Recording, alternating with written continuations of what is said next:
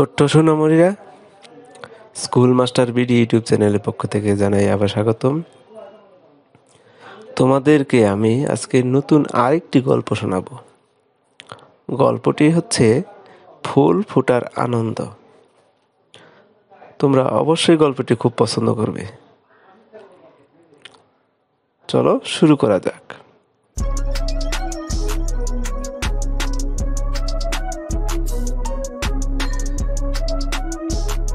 একটি ছোট্ট মেয়ে, তার নাম ছিল মিতু। তার দুজন বন্ধু ছিল, একটি হচ্ছে বিড়াল এবং আরেকটি হচ্ছে পাখি। আমাদের এই তিনজনকে নিয়েই গল্প। মিতু সারাদিন কি যেন ভাবে, কাউকে কিচ্ছু বলে না। তা দেখে তার বন্ধু পাখি আর বিড়ালের মন খারাপ। সে একটা বীজ বুনেছে। বীজ থেকে কখন চারা বেরোবে, কখন গাছ দেখবে, তাই নিয়ে ভাবছে মিতু।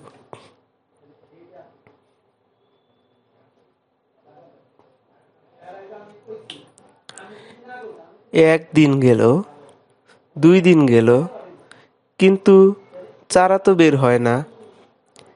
এদিকে মিতুর দিনও আর কাটে না।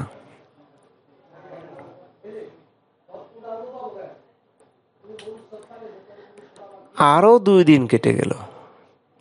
একদিন মিতু দেখলো বীজ থেকে কি সুন্দর 2টি কচি পাতা বেরিয়েছে।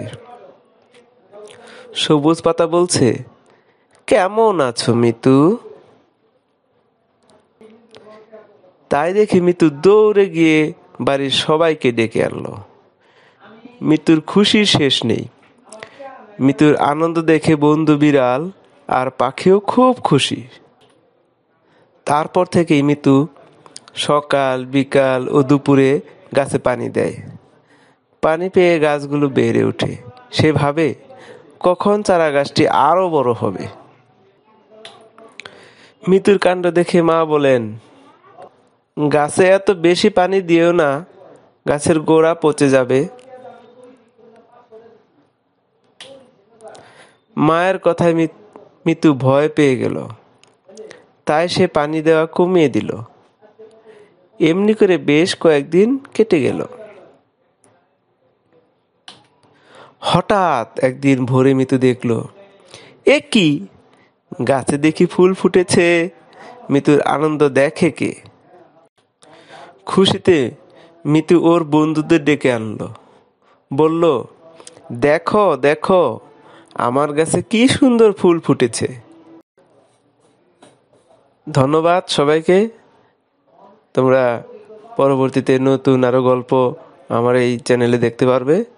চ্যানেলটি সাবস্ক্রাইব করে রেখো।